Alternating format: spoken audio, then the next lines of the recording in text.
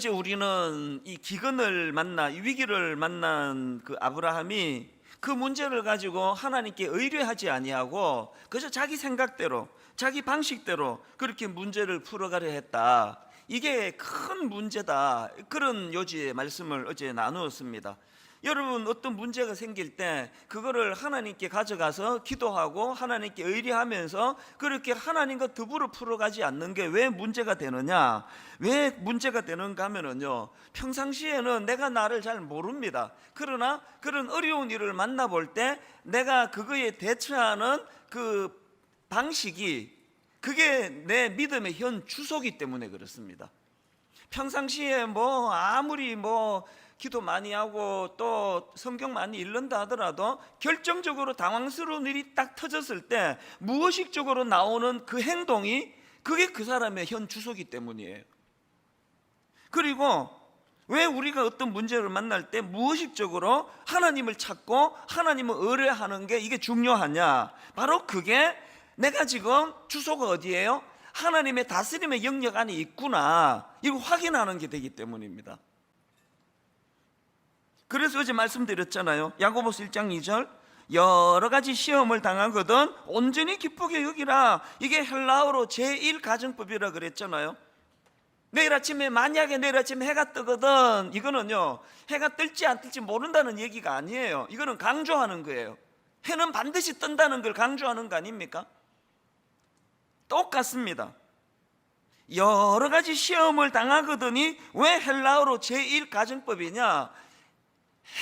아침에 해가 망설임 없이 말할 수 있는 거, 아침에 해는 반드시 뜨는 것처럼 여러 가지 시험은 당연히 온다는 걸 강조하는 거 아닙니까?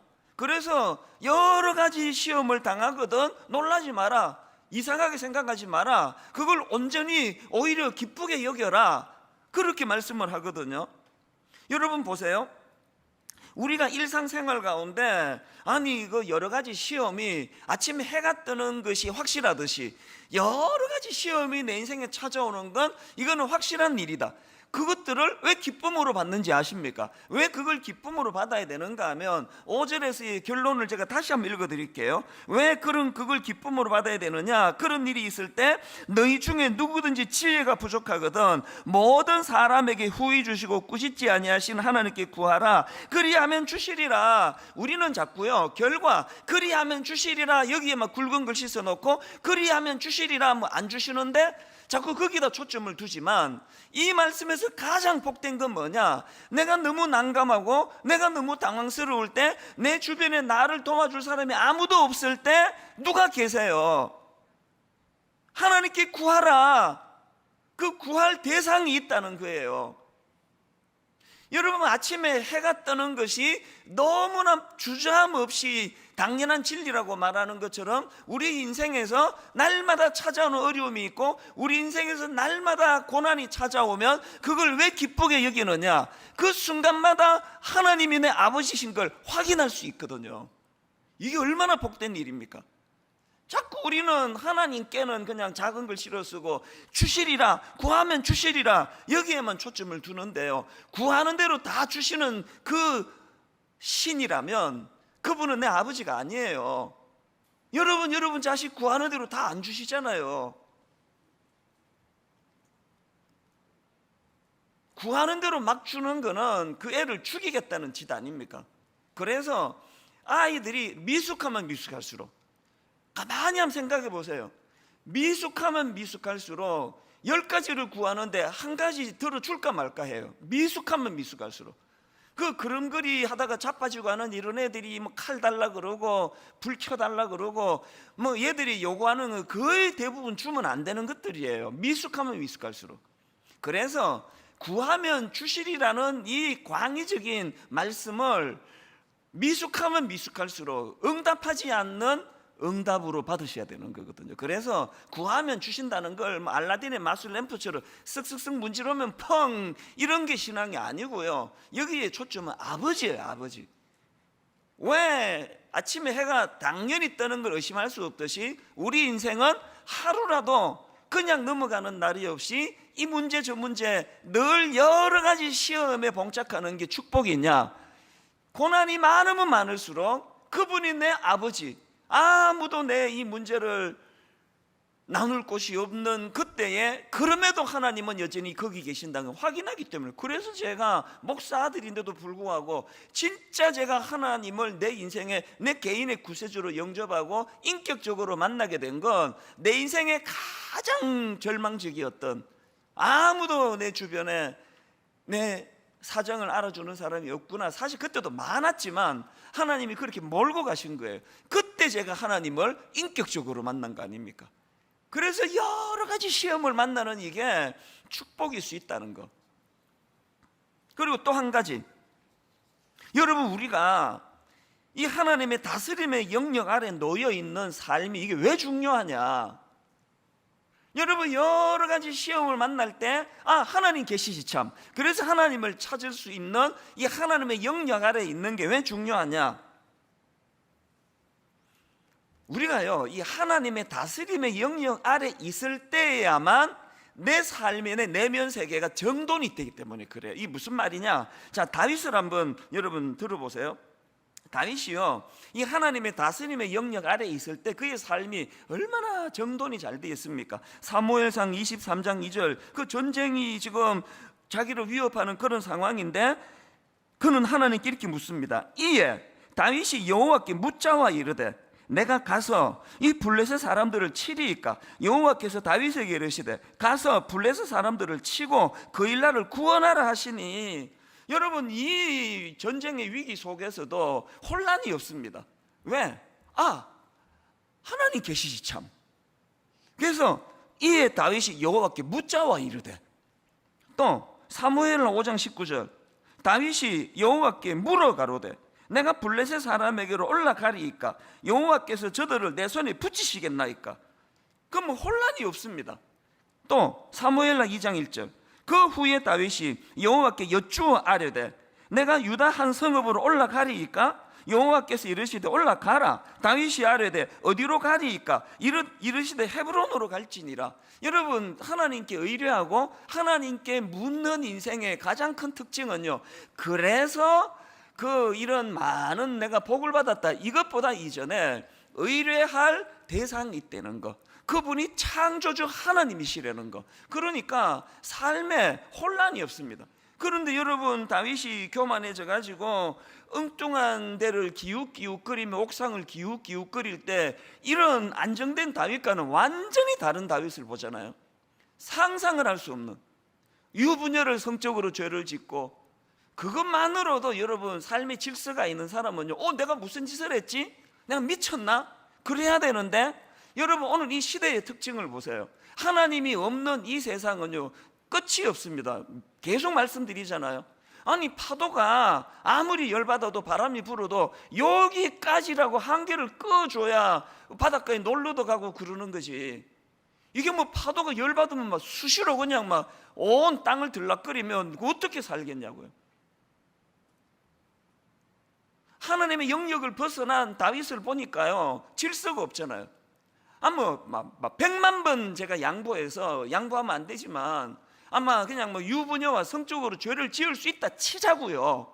100만 번 내가 양보해서 그 엄청난 짓을 저지르고도 전혀 인식을 못하니까 그 상대방 여자의 남편을 죽이는 짓을 저지르는 거, 이게 다윗이에요. 앞에 다윗하고 뒤에 다윗. 그래서 내가 계속 말하잖아요. 여러분이 어떤 사람에게 너무 실망하면요, 난 저런 인간을 처음 봤다, 나 저런 인간을 처음 봤다 그러는데요, 저런 인간의 그 모습만 보셨기 때문이에요.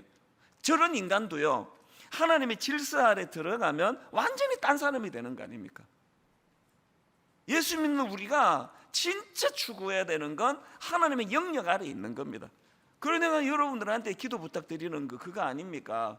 제가 은퇴할 때까지 추해지지 않도록. 저도 자신 못해요.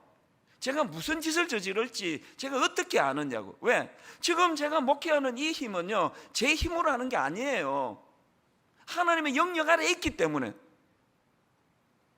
영적으로 와이파이가 터지는 데 있기 때문에 내가 이렇게 지금 목회를 하는데, 영적으로 와이파이가 터지지 않는 곳에 가면은 뭐 제 인생도 별 수 없는 인생이에요. 새벽에 들으면 뭐 와이파이가 뭔 소리지 그러는데 아침에 곰곰이 생각해 보세요.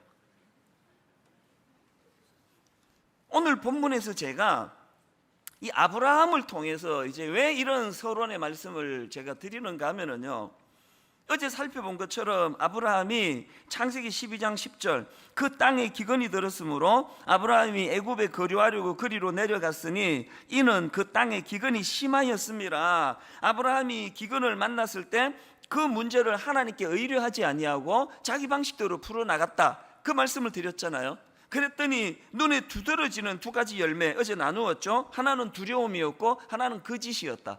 우리 내면 안에 뭐 우리가 기계가 아니기 때문에 뭐 난 두려움이 하나도 없어요 그러면요, 그거는 거짓말쟁이에요. 그러니까 우리는 항상 희로애락의 감정 안에 놓여 있기 때문에 뭐 두려움이 엄습합니다만, 그 두려움이 새가 하늘을 나는 건 내가 어쩔 수 없지만 그 새가 내 머리에 둥지를 트는 거는 막을 수 있는 것처럼 두려움이 내 머리에 둥지를 트지 못하도록 막을 수는 있거든요. 그래서 그 내면에 두려움이 많은가, 내 내면에 거짓이 많은가, 이것들을 항상 점검해야 되는데요. 여러분, 오늘 제가 드리고 싶은 포인트는 이런 두드러지는 악한 열매 말고도요, 스물스물 기어오르는 이 악한 하나님의 영역 안에 내가 있지 않다는 걸 드러내게 하는 그런 악한 증거가 하나 있습니다. 그게 오늘 저는 아브라함에게서 발견하는데, 자, 그게 뭐냐? 자, 오늘 본문 창세기 12장 13절을 보십시오. 아브라함이 자기 아내에게 이런 말을 합니다. 원하건대 그대는 나의 누이라 하라. 그러면 내가 그대로 말미암아 안전하고 내 목숨이 그대로 말미암아 보존되리라 하니라. 여기 나오는 이 안전하고, 이게 히브리어로 야타브라는 단어거든요. 이 야타브라는 이 단어는 안전하라는 뜻, 안전하다라는 뜻도 있지만요, 잘되다, 성공하다, 이런 뜻을 가진 단어예요. 그래서 새 번역 성경이 이걸 잘 반영하여 번역한 성경입니다. 13절을 새 번역으로 보십시오. 아브라함이 자기 아내한테 이렇게 이야기합니다. 그러므로 당신은 나의 누이라고 하시오. 그 다음 보세요. 그렇게 하여야 내가 당신 덕분에 대접을 잘 받고, 그리하여야 내가 당신 덕분에 대접을 잘 받고 또 당신 덕분에 이 목숨도 부지할 수 있을 거예요. 우리는요, 뒤에 것만 강조된 그런 생각을 하고 있습니다.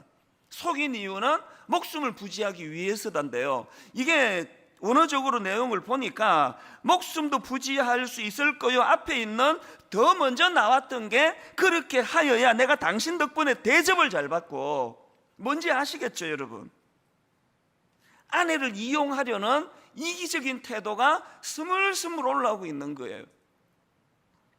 그리고 실제로 16절에 보면은 아브라함이 원했던 대로 아내를 이용해서 잘 살게 됩니다. 16절을 보십시오. 이에 바로가 그로 말미암아, 그가 누굽니까? 자기 아내예요. 그로 말미암아 아브라함을 후대함으로 아브라함이 양과 소와 노비와 암수 나귀와 낙타를 얻었더라. 이거 왜 이렇게 강조했을까요? 그냥 이에 바로가 그로 말미암아 아브라함을 후대함으로 많은 재물을 얻었더라 이러면 되는 걸 왜 하나하나 이렇게 구체적으로 여기에다 적시했을까요? 아브라함이 양과 소와 노비와 암수나귀와 낙타를 얻었는데 왜 이걸 기록했습니까? 그로 말미암아, 그로 말미암아. 지금 이 거래가 느껴지지 않으세요? 하나님의 영역을 벗어나면은 두드러지게 드러나는 두 가지, 두려움이라는 악한 열매, 거짓이라는 악한 열매도 있지만, 사실은 더 무서운 건 겉으로는 드러나지 않지만 스물스물 내 안에서 기어오르는 이기적인 태도, 탐욕적인 태도.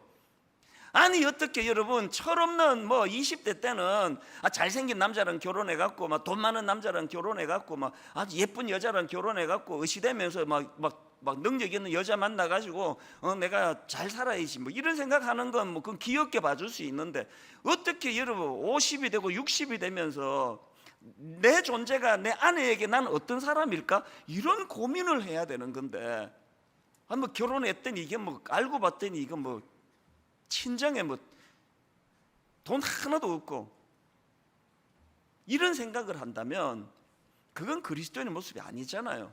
지금 이 아브라함이 그로 말미암아, 그리고 또 당신은 나의 누이라고 하시오. 그렇게 하여야 내가 당신 덕분에 대접을 잘 받고 여러분, 이런 면에서요, 이 하나님이 우리에게 복이 될지라, 이번에 우리 특세 때 이 복이 될지라의 이 잣대를 가지고 점검해야 돼요. 이 아브라함과 같은 이런 이기적이고 스물스물 이런 어떤 그 탐욕적인 생각이 올라온다면 지금 여러분 적신호예요. 이게 지금 하나님의 영역을 자꾸 벗어나 있는 겁니다. 29교회가 29 목사님들에게 아니 이렇게 많은 성도들을 보내준단 말이야, 그래서 이거 대박이네, 이렇게 목회를 시작하는 목사님 아무도 안 계시거든요. 왜? 그건 말이 안 되니까요. 여러분들이 본능에 따라서 따라가는 게 좋아, 남는 게 좋아, 뭐가 내게 유익하지, 이건 당연한 인간의 본능이죠. 그러나 매사의 모든 기준을 그거 하나밖에는 없다면 생각해 보셔야 될 때예요. 지금 아브라함이 스물스물 속에서 지금 올라오는 이 이기적인 자기중심, 온 세상이 다 자기를 위해 존재해요. 그래서 제가 우리 젊은 목사님들한테 계속 그걸 제가 경고하는 이유가 그렇습니다. 교회가 신학교 나온 우리를 위해서 교회가 필요한 거냐, 우리 밥벌이를 위해서 교회가 필요한 거냐, 아니면 성도들을 섬기기 위해서 우리가 필요한 거냐, 이 정리가 잘 안 되면요, 하나님의 영역 아래에 있는 목회자다 이렇게 말하기가 어렵습니다. 항상 우리의 기준이, 그래서 저는 오늘 이런 의미에서요, 우리의 내면을 점검해야 됩니다. 내 내면에 두려움이 많은가? 통제되지 않는 두려움에 내가 빠져 있는가? 또 내 내면이 거짓의 아비는 사탄인데 이게 정직하지 못하고 계속 내 어떤 유익을 위한다면 막 거짓 그리낌 없이 나오고 있는가? 이 두 가지도 점검해야 되지만 더 중요한 것, 내 내면의 이 본능, 날 위하는 마음이야, 그 본능인데 누군들 그거를 완벽하게 우리가 다스릴 수 있느냐고요. 그러나 늘 하나님의 영역 아래에서 하나님의 인도하심을 따라 살아가는 자들에게는 아브라함이 오늘 본문에서 보여주는 이런 부끄러운, 이게 얼마나 딴 거 다 떠나서 이게 얼마나 이게 추합니까? 이게 얼마나 추하냐고, 아브라함이. 그래서 우리 내면을 이렇게 점검을 하셔야 되는데요, 그것과 동시에 저는요, 이렇게 하나님의 다스림을 벗어난 아브라함에게서 발견되는 외적인 부작용 두 개도 제가 발견을 하는데요, 아브라함에게서 발견되는 하나님의 영역, 하나님의 다스림을 벗어난 사람이 가진 두 가지 부작용. 첫 번째가요, 복의 통로 역할은커녕 타인에게 재앙을 초래하는 아브라함이에요. 자, 17절, 여호와께서 아브라함의 아내 사레의 일로 바로와 그 집에 큰 재앙을 내리신지라. 이 17절은 이게 심각한 말씀입니다. 이게 있을 수가 있는 이야기입니까? 아니 지금 하나님과의 스토리 첫 출발이 너는 복이 될지라예요. 복을 흘려보내주라는 이런 번역보다 사실은 더 정확한 거는 네 자체가 복이다. 그래서 네가 덜에 가면은 덜에 있는 사람이 네 때문에 복을 받는 거고, 네가 산에 가면은 산에 있는 사람들이 네 때문에 복을 받는 거고, 네가 분당에다 교회를 개척하면 분당에 있는 사람들이 너 때문에 복을 받는 거고, 네가 일산에다 개척을 하면 일산에 있는 사람들이 너 때문에 복을 받게 되는 거고, 네가 청량리에서 개척을 하게 되면은 청량리에 있는 사람들이 너 때문에 복을 받게. 제가 개척할 때 다녔던 그 위치 순서대로 말씀드리는 겁니다. 청량리에 해성 여자고등학교라고 하는 그 이사장님이 고맙게도, 그래서 거기 장소도 의논을 했었고, 일산에도 제가 갈 뻔했고요. 그러다가 이제 분당에다 둥지를 텄는데, 역시 분당 사람이 제일 좋아. 그러려고 여기다 목회하면 안 되는 거 아닙니까? 복이 될지라, 복이. 왜 항상 존재론적으로 이 부담을 가져야 돼요? 1만 성도 파송 운동이 어느 날 갑자기 툭 튀어나온 거 아닙니다. 개척 초기부터 기존 시자 등록 안 받는 시도 3번이나 했고요. 계속 여기 교회가 있는 것이 내게 얼마나 좋으냐, 이것보다 더 중요한 건 내가 여기 있음으로 말미암아 내 주변 사람들이 복을 받아야 돼, 복을.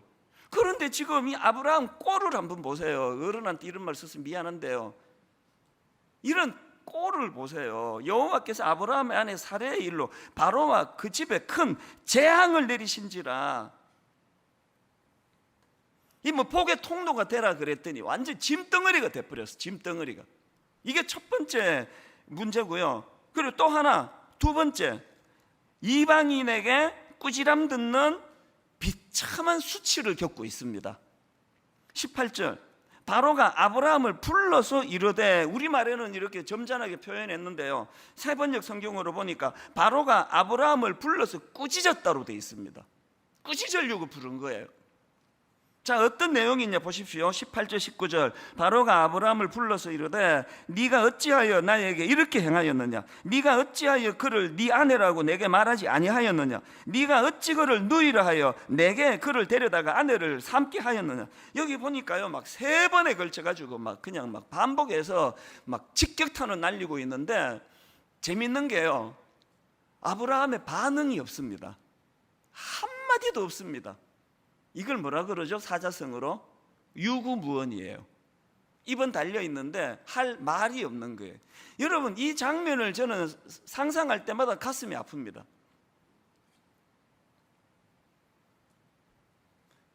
구약의 선지자 요나에게도 비슷한 일이 있었던 거 아시죠? 요나가 하나님께서 니느웨로 가서 외치라 말씀하시는데 불순종해가지고 하나님을 피해 엉뚱한 곳으로 가려고 배를 타고 가다가 도망가다가 풍랑을 만납니다. 그 위기 속에 가장 배 밑창에 내려가가지고 잠을 자고 있을 때, 요즘으로 치면 예수 안 믿는 선장에게 꾸지람을 듣습니다. 그게 요나서 1장 6절인데요 자, 세 번역으로 보십시오.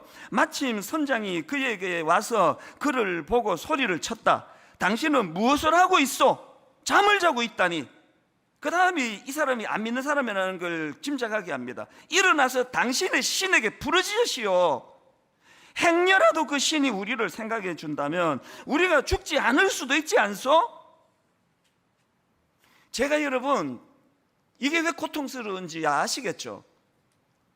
이게 딱 오늘 이 시대 한국교회 모습 아닙니까? 하나님께서는 세상을 치유하라고 교회를 세우셨어요. 그리고 하나님께서는 세상에 복이 되라고, 세상에 온 남산에 올라가서 보면은 막 복이 되라고 붉은 십자가를 들이퍼부어 주셨는데, 그 세상을 걱정하라고 교회를 세우셨는데, 지금은 세상이 교회를 걱정해요. 교회가 이러면 안 되는데, 목사가 왜 저러지? 그저께 피리수첩에도 나왔는데, 그저께 무슨 그것이 알고 싶다에도 나왔는데, 그저께 또 뭐 궁금한 이야기 Y에도 나왔는데, 목사님이 저러시면 안 되는데? 이거는 현실 아닙니까? 안 믿는 사람들이 요나에게 했던 이 말씀 그대로예요. 당신은 무엇을 하고 있어? 잠을 자고 있다니. 여러분, 여기에서 우리 알아야 됩니다. 목사가요, 막 대놓고 악한 짓 하고 대놓고 성적으로 죄 짓는 것만이 죄가 아니에요. 무능한 상태, 무기력한 상태, 자고 있는 상태, 그 상태도 똑같이 추궁당할 죄라는 사실이에요.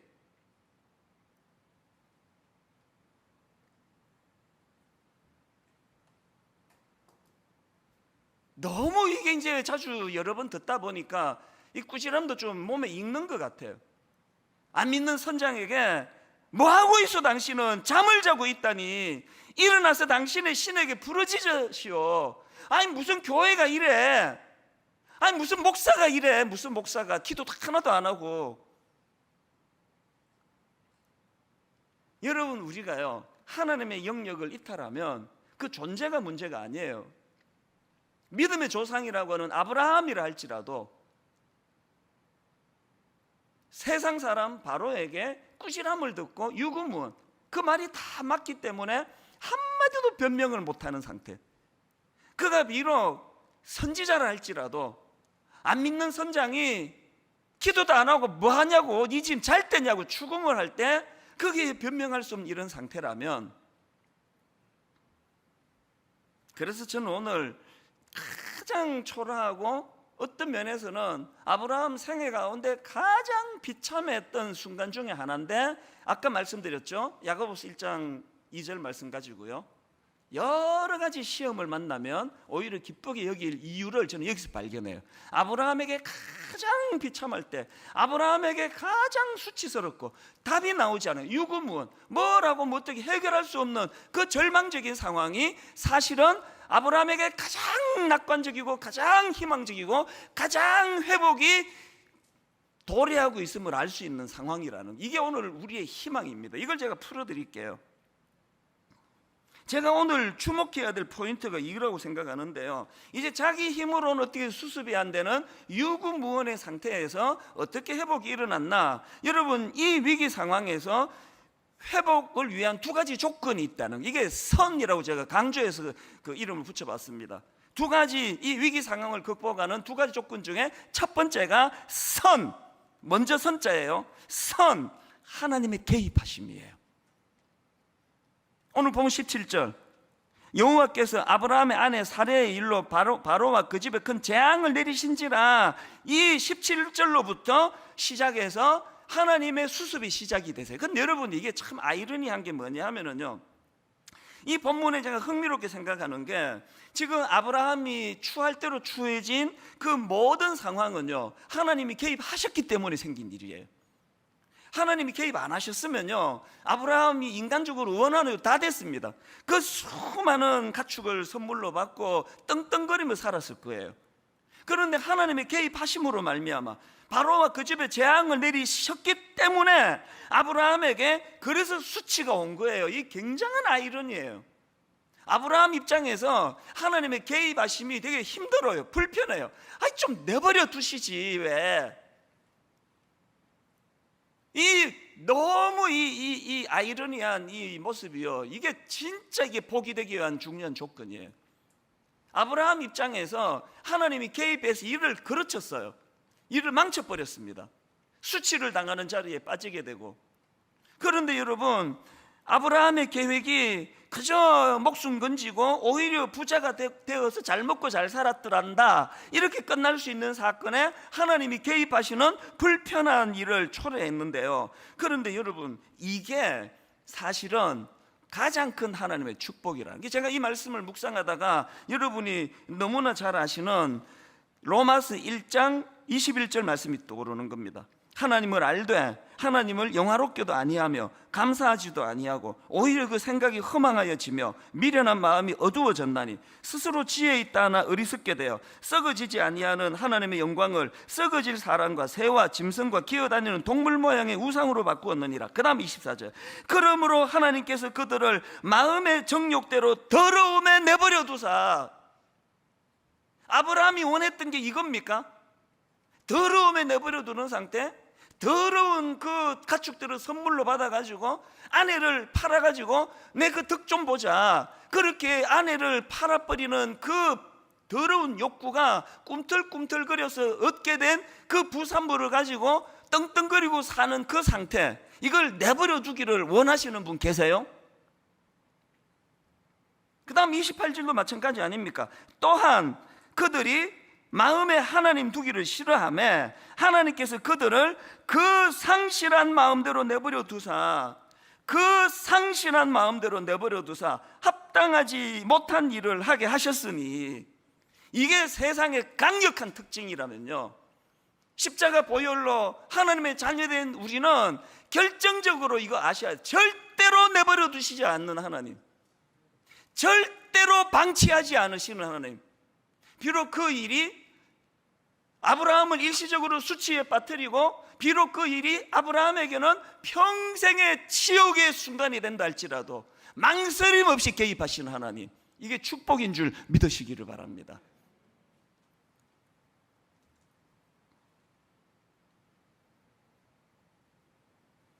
비록 아브라함이 그 이방인 바로에게 꾸지람을 듣는 그 수치를 겪지만요, 그 수치 18절 바로 그 다음 19절을 보세요.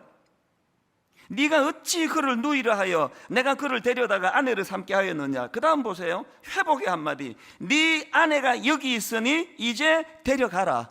네 아내가 여기 있으니 이제 데려가라. 아브라함이 너무나 누르기 어려운 수치, 모멸감, 무너진 자존감, 이것이 선행적으로 일어나고 난 다음에 회복이 일어난 거예요. 저는 여기 나와 있는 네 아내가 여기 있으니 이제 데려가라, 이거를 보면서 창세기 1장 2절 3절이 확 떠오르는 겁니다. 땅이 혼돈하고 공허하며 흑암이 깊음 위에 있고 하나님의 영은 수면 위에 운행하시니라. 하나님이 이르시되 빛이 있으라 하시니 빛이 있었고. 하나님 창조 이전의 세계는 혼돈이에요. 혼란입니다. 흑암입니다. 저는 저와 여러분 인생에 가장 우리가 구해야 되는 것, 그래서 저는 항상 여러분 놓고 그렇게 기도합니다. 좀 싫어할지 모르겠지만 바람 피신 분 무조건 들키시기를 바라요. 하나님의 방법으로 일하지 않은 그 모든 것들은 다 망하게 되시기를 바랍니다. 더 많은 복을 드리고 싶은데 그것밖에 생각이 안 나네요. 수치심 가운데로 몰고 가시는 하나님께 감사하시기를 바라요. 그거 피해가지고 위장된 평화 속에 그렇게 살아가다가 결정적인 순간에 미끄럼틀 위에서의 축복이라고 시편에서 그런 표현이 있거든요. 결정적인 순간에 미끄러지지 않도록 하나님의 개입하심. 그런가 하면은 두 번째로, 여러분 이 위기 상황 회복의 조건 두 번째가 뭐냐? 아까 선 그랬는데요, 하나님의 개입하심 후 초심의 회복이에요. 초심의 회복. 13장 1절, 아브라함이 애굽에서 그와 그의 아내와 모든 소유와 롯과 함께 네겝으로 돌아가니. 3절, 그가 네겝에서부터 길을 떠나 베델에 이르며 베델과 아이 사이 곧 전에 장막 쳤던 곳에 이르니. 4절, 그가 처음으로 제단을 쌓은 것이라. 그가 거기서 여호와의 이름을 불렀더라. 여러분, 하나님은 의뢰하지 않고 내 생각 내 방식대로 하나님을 이탈한, 궤도 이탈한 그 인생이 하나님의 개입하심으로 수치를 당하고 부끄러움에 빠지고 말로 다 할 수 없는 억장이 무너지는 일을 겪을 때, 아, 이게 하나님이 개입하시는 일이구나 감사하면서 해야 되는 게 초심으로 돌아가는 거예요. 초심으로 돌아가는 거예요. 예전에 제가 그 지렁이 이야기를 한번 해드린 적이 있는데요, 자전거를 탈 때요. 그때는 자전거를 탈 때 보니까 꽤 많은 지렁이들이 아스팔트로 나와서 비참하게 말라 죽는 것들이 많더라고요. 요즘에 제가 이제 하루에 10,000보씩을 걸으면서 보니까 그렇게 지렁이들이 이탈하는 그 기간이, 시기가 있는 것 같아요. 그때가 요즘이에요.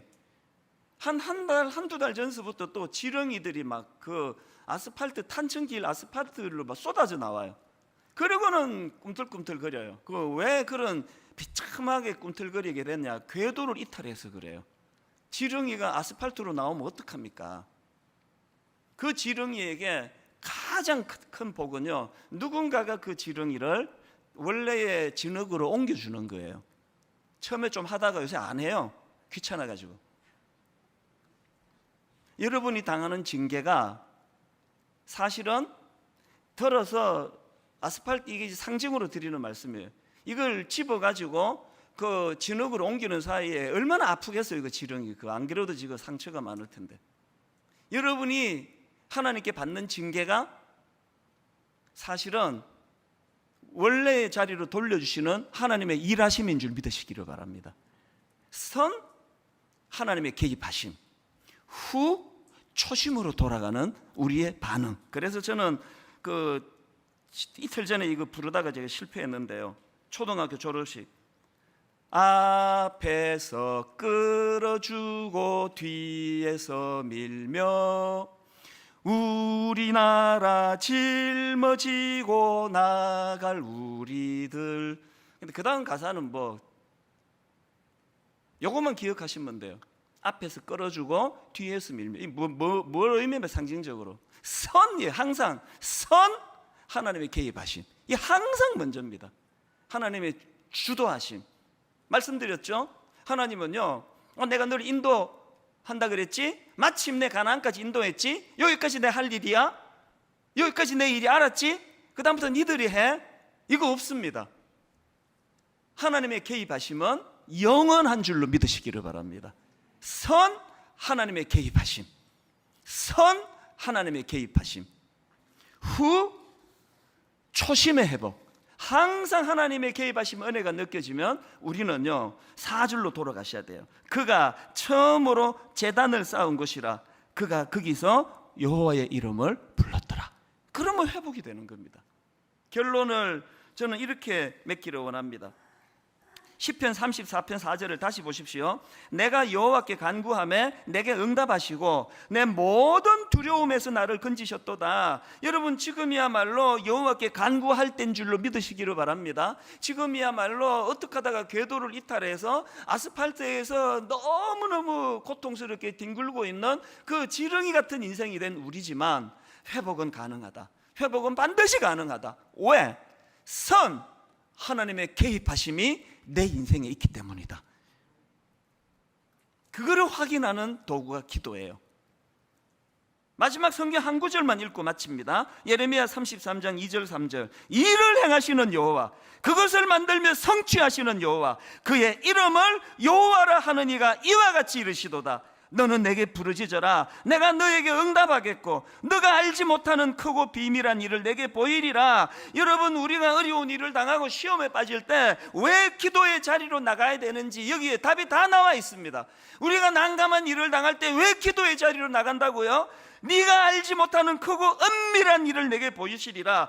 우리가 기도의 자리로 나가면 내가 꿈도 꾸지 못했던 하나님의 방법이, 꿈도 꾸지 못했던 하나님의 대안이 거기에 있기 때문이라는 겁니다. 그것 때문에 여기까지 오며 살 수 있었던 게 제 인생이고 우리 아버지의 인생이셨고 여러분의 인생이에요. 내일 아침에 해가 반드시 뜨는 것과 똑같이 내 인생에 고난이 찾아올 때 그때는 내가 기쁨으로 받아야 돼. 왜 그렇습니까? 이런 문제가 있을 때 내가 고아가 아니네, 버려진 존재가 아니네, 의뢰할 분이 계시네, 그분이 창조주 하나님이 되시네. 그분에게 우리가 기도로 나아가면 그 주님은 우리의 기도를 들으시고는 어떻게 해요? 네가 알지 못하는 크고 은밀한 일을 너에게 보이리라. 아니, 어떤 사람은 매일매일 이걸 겪고 사는데 어떻게 여러분 모태신앙이 이게 뭔지를 단 한 번도 안 겪어보고 살 수 있느냐고요. 여러분, 이게 어떻게 가능합니까? 어떻게? 어떤 사람은 매일매일 매순간 새벽마다 이 말씀 앞에 가슴이 벅차오르는데 기도하셔야 됩니다. 왜요? 그래야 내 방식으로는 절대 풀 수 없었던 네가 알지 못하는 크고 은밀한 일을 내게 보여주시는 그 하나님을